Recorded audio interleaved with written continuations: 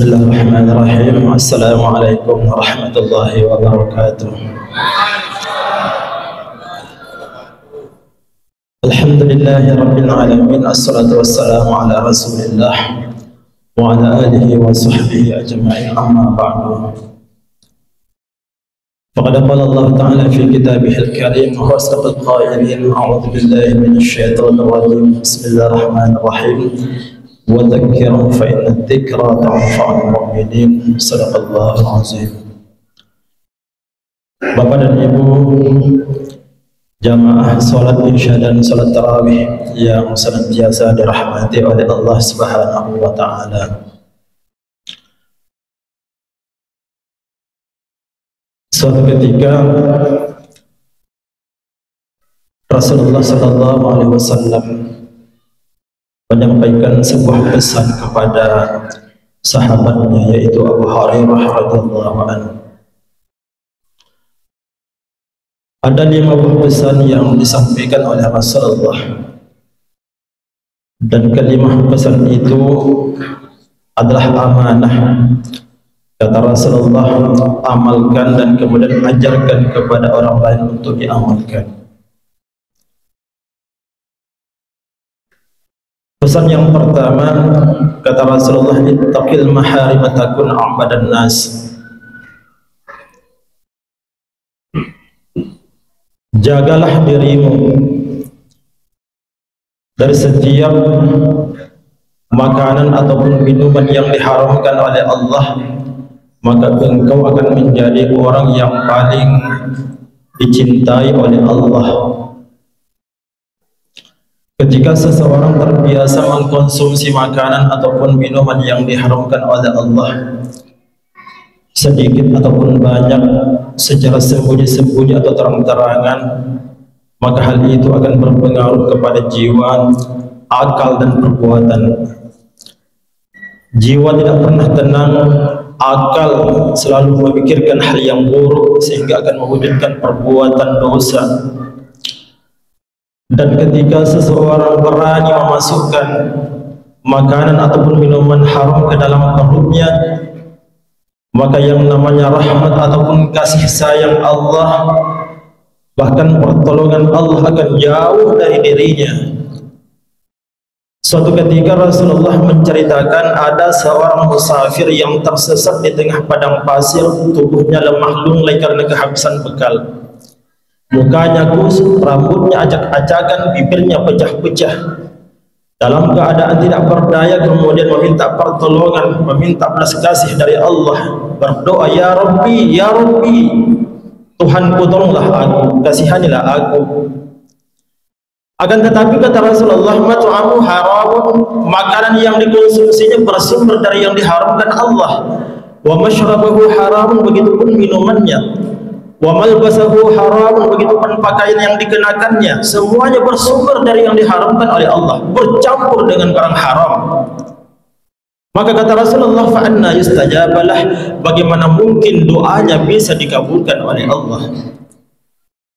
Jamaah, oleh karenanya ketika daging ataupun darah kita terkontaminasi oleh sesuatu yang diharamkan oleh Allah, maka jangan pernah bermimpi untuk mendapatkan yang namanya rahmat ataupun petunjuk dari Allah. Makanya Rasulullah pernah berpesan kepada seorang sahabat yang bernama Sa'ad bin Abi Waqqas, "Atibtu amataka tustajab da'watuka."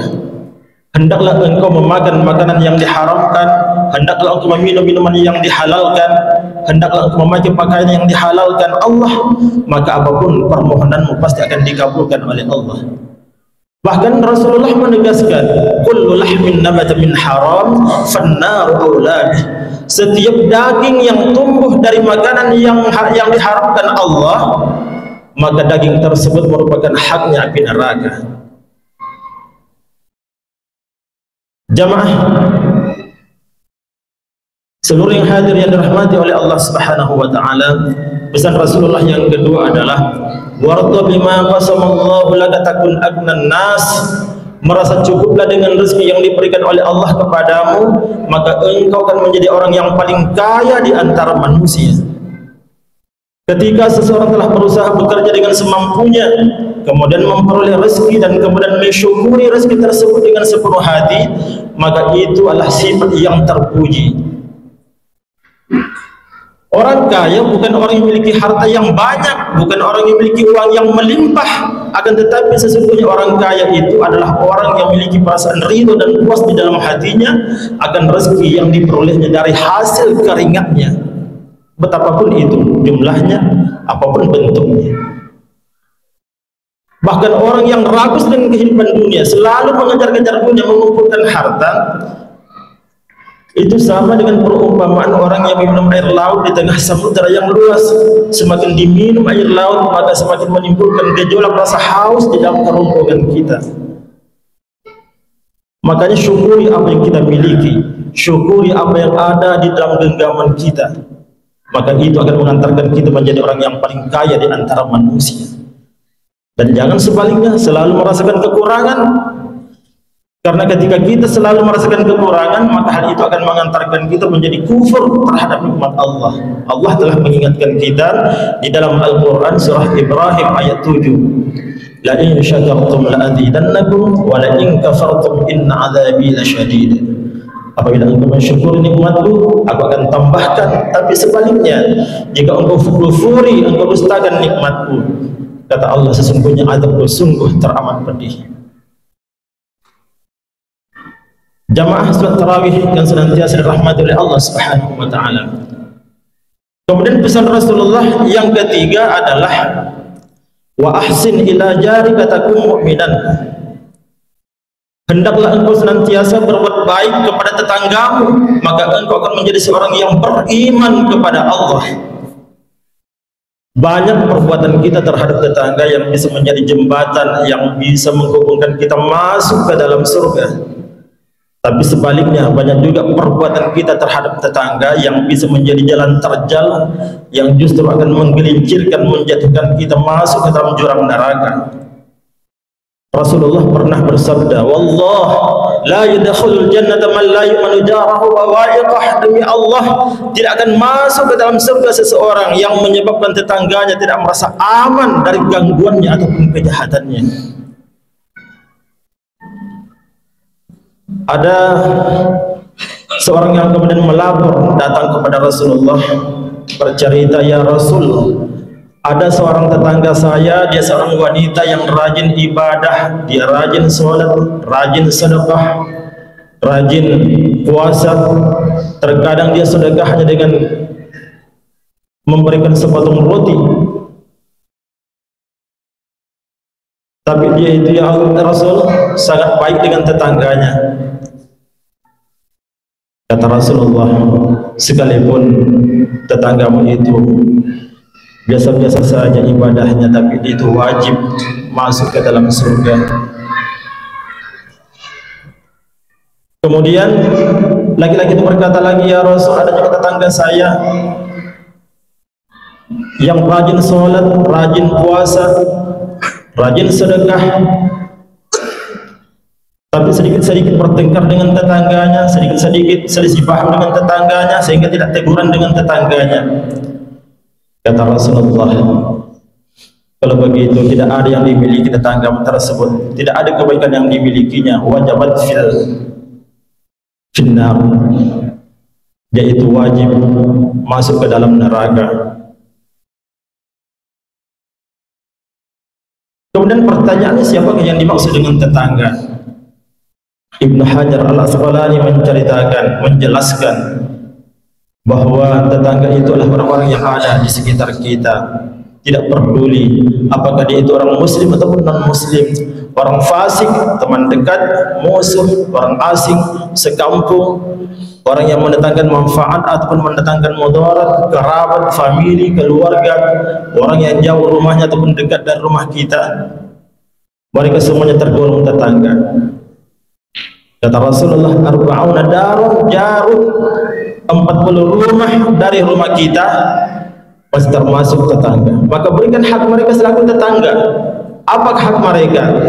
Jangan diganggu, jangan disakiti perasaannya, baik dengan ucapan-ucapan kita maupun dengan tangan ataupun perbuatan kita yang biasa mengambil haknya. tanpa izin dan permisi. Jamaah,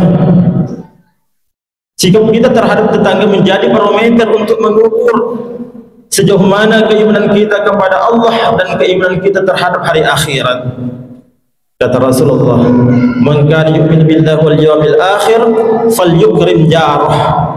Barang siapa yang beriman kepada Allah dan beriman kepada hari akhirat, maka hendaklah dia pandai menjaga hubungannya dengan tetangganya. Berbuat baiklah, hargailah dan hormatilah tetanggamu.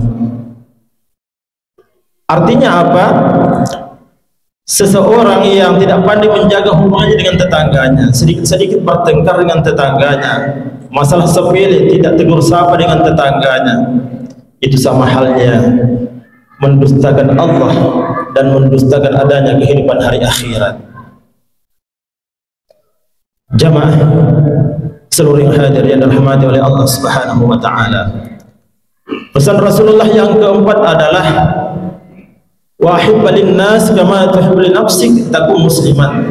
Hendaklah engkau cintai orang lain seperti engkau mencintai dirimu sendiri, maka engkau akan menjadi orang muslim yang baik. Islam yang kita anut ini adalah agama yang mengajarkan kepada kita hablum minallah wa hablum minan nas. Maka di samping kita harus melaksanakan ibadah mahdoh seperti sholat 5 waktu, berzakat, berhaji bila mampu, melaksanakan puasa Ramadan,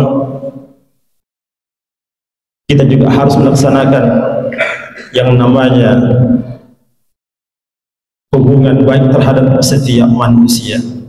Jangan pernah memandang status dan kedudukan orang lain, siapapun dia dan apapun statusnya, kita harus menghargainya, kita harus mencintainya dan selalu berbuat baik kepada mereka seperti yang dijelaskan oleh Allah, wa ahsin kama ahsanallahu ilaik. Hendaklah engkau senantiasa berbuat baik kepada orang lain seperti halnya Allah senantiasa berbuat baik kepada dirimu. Jamaah salat tarawih yang senantiasa dirahmati oleh Allah Subhanahu wa taala. Kemudian pesan Rasulullah yang kelima yang terakhir adalah wala tukthirud dhahik fa inna kathrad dhahik tumiitul qalba. Janganlah banyak tertawa, karena sesungguhnya banyak tertawa dapat menyebabkan hati menjadi mati. Hati adalah tempat bersemayamnya hidayah atau petunjuk dari Allah. Dan manakala kita selalu tertawa terbahak-bahak ataupun bersenda-gurau dengan berlebihan, maka hal itu akan menyebabkan hati menjadi mati, sulit ditembus hidayah ataupun petunjuk dari Allah Subhanahu wa taala. Dan kenapa selalu tertawa terbahak-bahak, sedangkan Rasulullah sallallahu alaihi wasallam telah mengingatkan kita, wallah law ta'lamu ma a'lamt la dhahiktum qalilan wa la bakaytum katsira. Kata Rasulullah, demi Allah, seandainya kalian tahu sama dengan yang aku tahu, seandainya ilmu kalian sama dengan ilmuku, pasti kalian akan banyak menangis dan sedikit tertawa. Karena sesungguhnya setiap perbuatan dari perkara sekecil apapun pasti akan dihisab oleh Allah, akan diperhitungkan di akhirat nanti. Bapak dan Ibu seluruh yang hadir yang dirahmati oleh Allah Subhanahu wa taala, demikian yang dapat disampaikan. Mudah-mudahan kita yang hadir menjadi bagian dari yang menerima amanah ini, kemudian nanti kita ajarkan kepada orang lain untuk bisa mengamalkan pesan-pesan ataupun amanah dari Rasulullah sallallahu alaihi wasallam ini. Saya ucapkan, saya akhir hadan Allah wa iyyakum ajma'in. Wassalamualaikum warahmatullahi wabarakatuh.